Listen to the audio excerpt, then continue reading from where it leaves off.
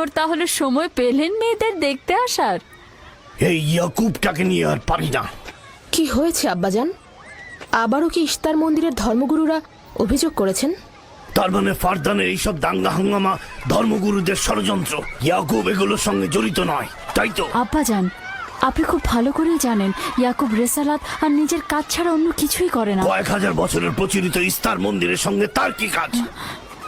যদি সে এটাই চায় যে সে তার পিতামহের দিন প্রচার করবে, তাহলে সে আমাদের পরিবারের সঙ্গে করুক। কিন্তু মানুষের বিশ্বাসকে কেন অবমাননা করছে? আমার মনে হয় আব্বা আপনি ভুল করছেন। সে অবমাননা করছে না, সত্য প্রচার করছে। আব্বাজান, কিছু মনে করবেন না। ইয়াকুব আসলে এক খোদার প্রতিনিধি হয়ে তার নিয়মকানুন সম্পর্কে জনগণকে সচেতন করে তুলছেন, যেটা তার কর্তব্য বলে মনে করছেন। যেরকম আপনার কর্তব্য ফাদ্দানের জনগণের নিরাপত্তা প্রদান করা। তোমরা তার মতো কঠোর ও বেপরোয়া হয়েছ। আমি যদি চাই দায়িত্ব পালন করতে, তাহলে তোমরা মরুভূমিতে ভবঘুরে হয়ে ঘুরবে। আব্বাজান, আমি আর আমার বোন লিয়া আমাদের স্বামীর দিনে অটল আছি। তাই এক খোদার আইন বাস্তবায়নে আমরা তাকে সাহায্য করেই যাব। তোমরা সবাই দেওয়ানা হয়ে গেছো। তোমরা কেউ আমার অবস্থার কথা চিন্তা করছো না। তোমরা কি জানো, ব্যাবিলনের ধর্মগুরু যদি জানতে পারে আমার ভাগিনা ইস্তারের বিরুদ্ধে অপপ্রচার চালাচ্ছে, তাহলে আমার কি অবস্থা হবে ভাবো। আমি তখন কতটা বিপদে পড়বো। ইয়াকুবের খোদার শক্তি ওই বাবেলের মন্দিরের ইস্তারের থেকে অনেক বেশি। আব্বাজান, আমাদের উচিত হচ্ছে আমাদের নিজেদের খোদাকে ভয় করা, ওই পাথরের খোদাকে নয়। আমার না তার খোদার সঙ্গে কোনো কাজ রয়েছে, না এদের খোদা। শুধু বলবো ইয়াকুবের কোনো অধিকার নেই ফাদ্দানের লোকের কাছে আমার অবস্থান নড়বড় করে দেয়া। কি হয়েছে রাহেলা? রাহেলা, রাহেলা, কি হয়েছে রাহেলা?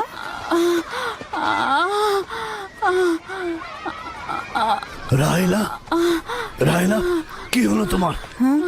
এমন করছো কেন? আলহামদুলিল্লাহ, মনে হয় সময় হয়ে গেছে।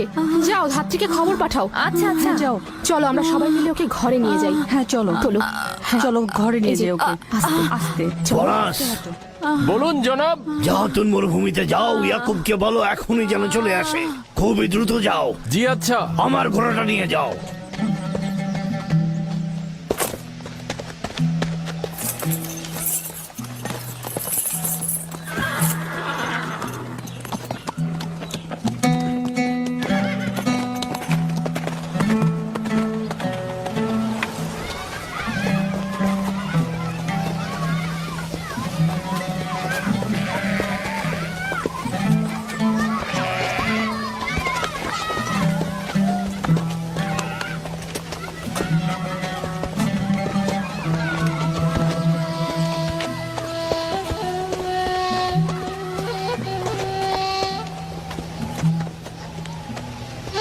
রাখালেরা চতুষ্পদী প্রাণীগুলোকে হেদায়েত করে, আর নবুয়াত ইনসানদের হেদায়েত করে থাকে। সম্ভবত এ কারণেই অধিকাংশ নবী রাখাল ছিলেন। আমি ইসরায়েল ভেড়াগুলোর সঙ্গে আমার সন্তানদেরও মরুভূমিতে নিয়ে এসেছি, যাতে তারা হেদায়েত গ্রহণ শিখতে পারে। আমার সন্তান বনি ইসরায়েলেরা কেন ক্ষমতা ও পেশি শক্তিকে মূল দণ্ড হিসেবে মনে করছে? আমি তো তাদেরকে পেশি শক্তি বা জোর করে চাপিয়ে দেওয়া কোনো কিছু শিক্ষা দেইনি। তোমরা কি শুরু করলে? তোমরা কি শুরু করলে? ওঠো, ওঠো, শামুন, ওঠো।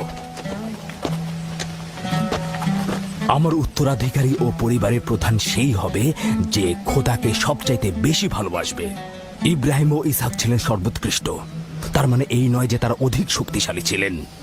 শক্তি দিয়ে সবকিছু জয় করা যায় না।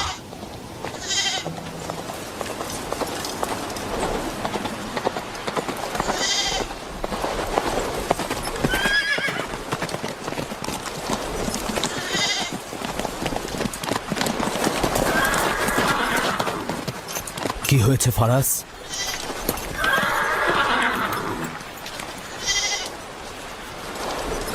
তোমরা ভেড়াগুলোকে নিয়ে আসো।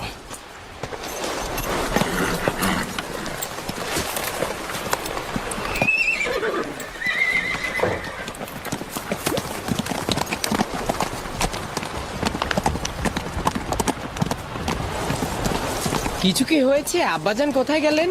কিছুই না, ভেড়াগুলোকে একত্রিত করো, আমরা ফিরে যাব।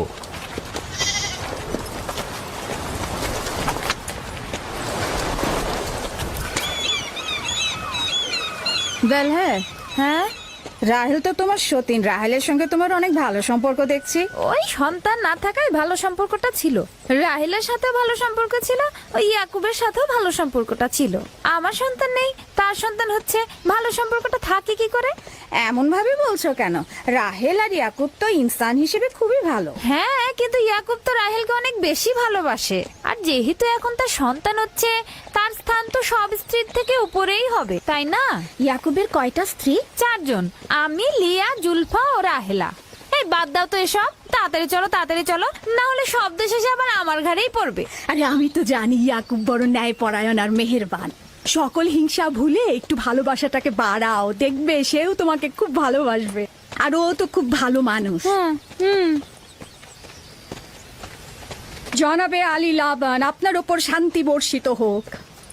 ভালো পুরস্কার পেতে যাচ্ছ, কিন্তু রাহেল আর তার সন্তানকে সুস্থ চায়। চিন্তা করবেন না, আমি অনেক অভিজ্ঞ ধাত্রী।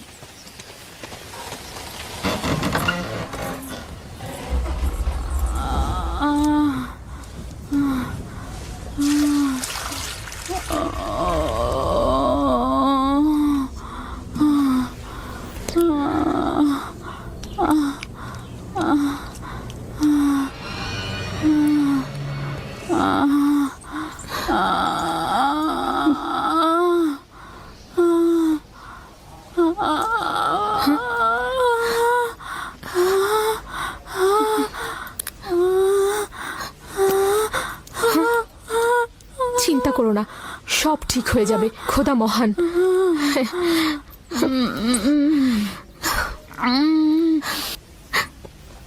রাহেল, রাহেল, রাহেল, এই যে রাহেল, কি হলো? কথা বলো। রাহেল, রাহেল, রাহেল, রাহেল তো রাহেল? বেহুশ হয়ে গেছে। রাহেল, রাহেল চোখ খোলো, রাহেল কথা বলো, রাহেল, রাহেল, এই যে রাহেল। রাহেলা, হ্যাঁ, এমন তো নয় তার উপর ইস্তারের খোদার রাগ পড়েছে।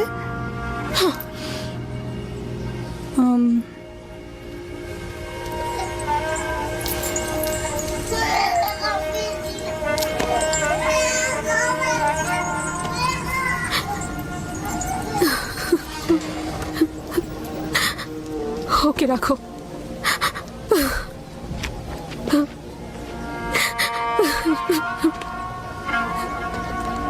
তোমরা তোমার খালার জন্য দোয়া করো, তোমাদের দোয়া খুব তাড়াতাড়ি কবুল হবে।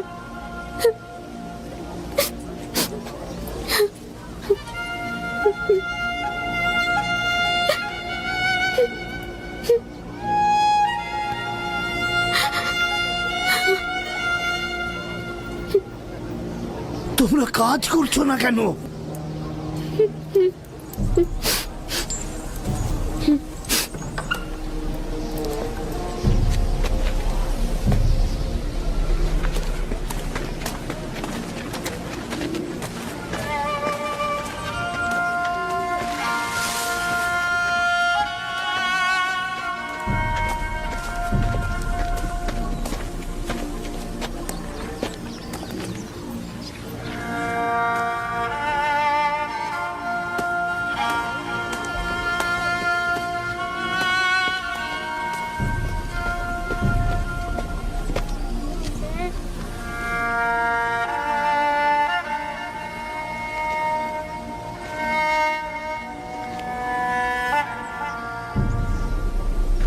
কেউ একজন ইস্তারকে রাগান্বিত করেছে। আগুন ও রক্ত দেখতে পাচ্ছি, অলক্ষণে মৃত্যুর ছায়া সর্বত্র দেখতে পাচ্ছি। আগুন প্রথমে কাফেরের পোশাকের নিম্নাংশ গ্রাস করবে। যারা ইস্তারকে অবমাননা করেছে, অতি দ্রুতই তাদের ধ্বংস আসন্ন। হ্যাঁ, ইস্তার তাকে ক্ষমা করবে না, অতি দ্রুতই সে তার শাস্তি পাবে। আমার মনে হয় ওরা ইস্তারের অভিশাপের ফল ভোগ করছে। ইয়াকুব তো সব সময় ইস্তারকে অবজ্ঞা করে কথা বলে। হ্যাঁ, ইশতার বলেছিল কুফরিকারী কাফের তার রোশানল থেকে রক্ষা পাবে না। ইয়াকুব তো ইশতার আর তার খোদাকে নিয়ে কত বেহুদা কথা বলেছে, মনে হচ্ছে তারই ফল ভোগ করছে।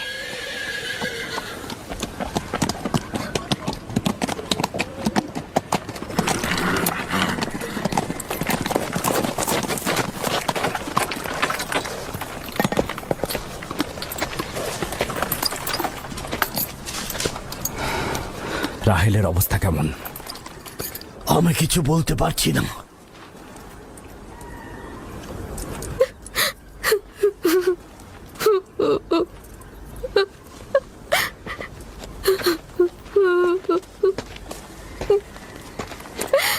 কিছু একটা করুন, রাহেলের অবস্থা খুবই খারাপ। শান্ত হও, খোদার উপর ভরসা রাখো। তিনি যেমন চাইবেন তেমনই হবে, ভরসা রাখো। মানুষজন সব বলা বলি করছে, ইশতারের অভিশাপে আমরা এই বিপদে পড়েছি।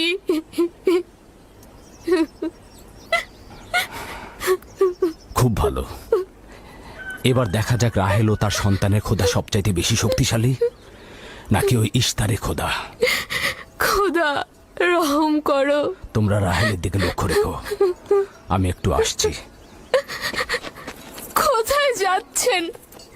আমাদের এই অবস্থায় ফেলে যাবেন না। শান্ত থাকো, আমার একাকিত্বের প্রয়োজন। তুমি খোদার সঙ্গে যা করার করো, আমি হাত পা গুটিয়ে বসে থাকতে পারবো না। আমি অবশ্যই হেকিমি চিকিৎসার ব্যবস্থা করব। আমি চিকিৎসকের নিকটে যাচ্ছি, প্রকৃত চিকিৎসক।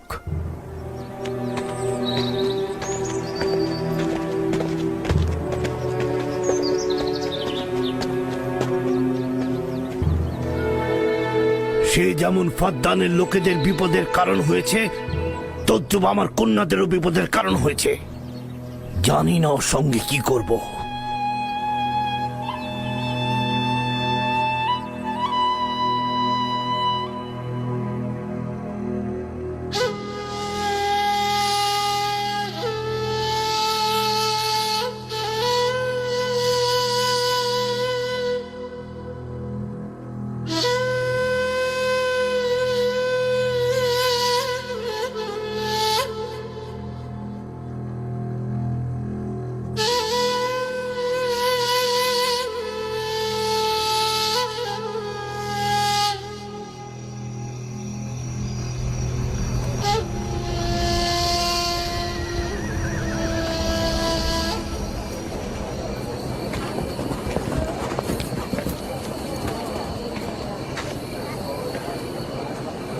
কেন যে ইশতার মাতাকে ডেকে আনছে না, সে তো সবচেয়ে বড় ধাত্রী।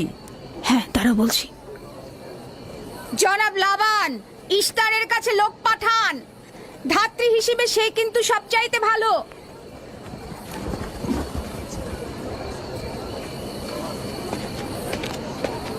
যাও গিয়ে খোঁজ নাও ইস্তার আছে কিনা। যা চাই তাই দেবো। বলবে লাবান বলেছে যদি তার কন্যাকে নাজাত দাও, ইয়াকুবকে ফাদ্দান থেকে বার করে দেবো আর তার পাপ থেকে ইস্তার মন্দিরকে রক্ষা করবো। যাও।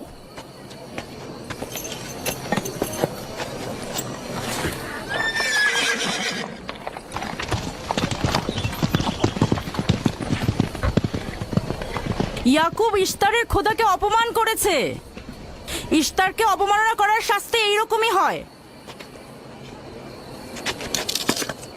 তোমাদের চেঁচামেচি বন্ধ করো।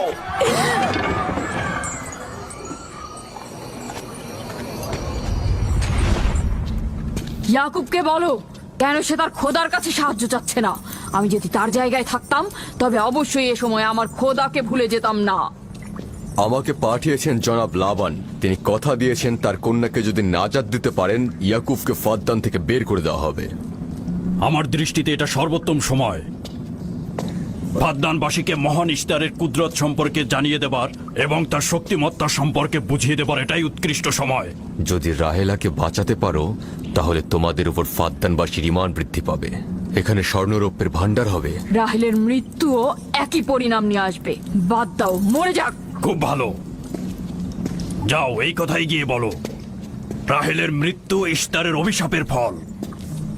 একক খোদার ইবাদত করা এবং ইশতারকে দেখেও না দেখার ভান করার এমনটাই ফল। যদি এমনটা হতো, রাহেল ও তার সন্তানের মৃত্যুর পর আকাশ থেকে বৃষ্টি বর্ষিত হচ্ছে।